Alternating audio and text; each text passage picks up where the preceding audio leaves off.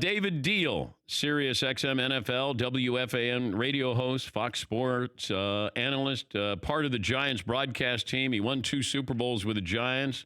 And David back on the program. David, good morning. Why are they benching Eli now? You know what? It obviously was a interesting day yesterday when all the news broke. And, at some point that, this was going to come to a head and there was going to be a transition at the quarterback and away from Eli Manning.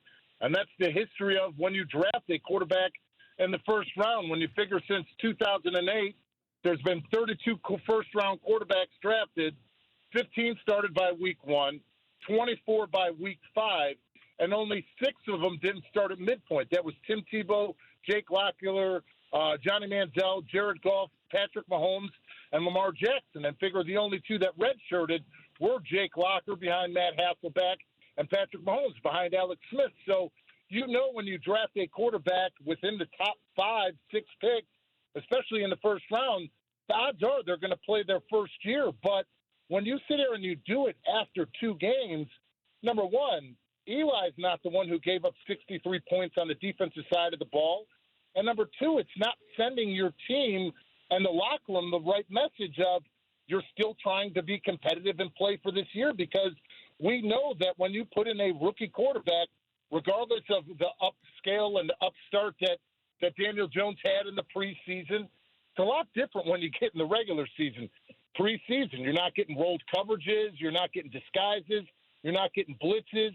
And, Monday night was a perfect example of a second-year quarterback of a number 1 overall pick in Baker Mayfield, and what Greg Williams was able to disguise on the back end and the issues that it gave him as a quarterback. So I truly believe that this was a pitch to basically keep Giants fans in the stadium. My birthday was on Sunday for the Bills game, and they did not give me a present whatsoever. And when you looked into the stands in the fourth quarter, Giants fans were leaving. And that's something that when you are a head coach, a general manager, as much as you say you don't pay attention to it, you do. And when you have this type of move, type of knee-jerk reaction, this is the response that you're going to get. If you were still on the team, what would you say? What would you do? Obviously, I would do my job, and I would protect and do everything I could to get Daniel Jones to be successful. And it puts a lot more onus now on the offensive line to be able to identify blitzes, being able to change the mic call in the middle linebacker, and to do those things to help them out. But essentially, you're thinking, we're playing for 2020 right now.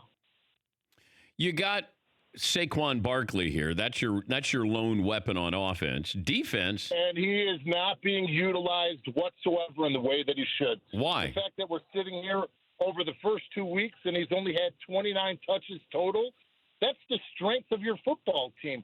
You go back and you look at Adrian Peterson, Ezekiel Elliott. In their second season, throughout the first 2 games, they had 40-plus carries, let alone when you can slow down a pass rush with a screen to an elite back like Saquon Barkley, you have to utilize him. That was one of the things the Giants did not do up against the Buffalo Bills, because figure, no Golden Tate, no Shepard because of the concussion. Then you're looking at them as a defense saying, we're taking Evan Ingram out of this game. Your one lone weapon is Saquon Barkley, and you have to use him if you plan on winning the game. So that's something that I still don't understand. What do you do if you're Eli now? I think Eli's going to be himself, like the man that he always is. He doesn't wear his emotions on his sleeves. And you know that he's going to prepare like he is a starter, and he's going to do whatever he can to help Daniel Jones make the progress needed. But having said that, you know that he's pissed off that he's not starting this weekend, because truly, was it his fault that they lost the first 2 games? Does he not have a better chance of beating the Tampa Bay Buccaneers and next week the Washington Redskins than Daniel Jones?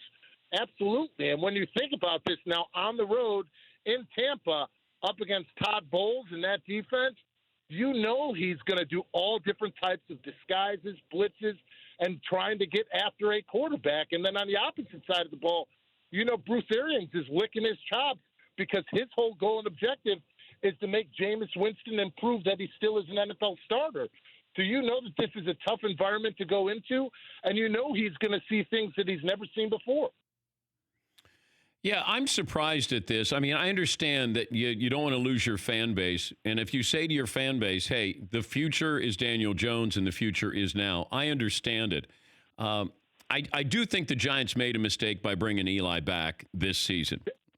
I couldn't agree with you more. If this was the case and the leash was only going to be 2 games, then you should have let him go during the offseason and let him go someplace where he would play this season, because that's the whole thing. Is it almost feels like it was disingenuous when we were saying, oh, he's got a lot left in the tank. Oh, he's going to play a lot of football. We'll make the transition when we feel Daniel Jones is ready. Well, that's not what you guys did. Do you think Eli is a Hall of Famer? I do. I without a doubt do. I mean, you have the 2 Super Bowl championships, 2 Super Bowls, and the stats that people do not even think about. How about this? How about he has as many postseason wins as Steve Young, 8. How about his 106 completions in the 11 playoffs are the most in NFL history? 5 winning drives in the postseason, that's just as many as Joe Montana and Terry Bradshaw. 4 fourth-quarter comebacks in the postseason, that's just as many as John Elway. And 210 consecutive starts, I don't think anybody's going to be able to touch those for a long time. David, great to talk to you as always. I always appreciate your passion, certainly with this topic. And I know, pretty close to home there with Eli and what he meant to you, and got a couple of Super Bowl rings that you wear because of him. So thanks for joining us. My pleasure, and quit being sick and tired of being sick and tired. Thank you, David. That's David Diehl. Got a couple of Super Bowl rings, Fox Sports analyst, part of the Giants broadcast team. For more Dan Patrick Show, tune into Audience Channel 239 on DirecTV. Stream for free on BR Live or download the Dan Patrick Show app.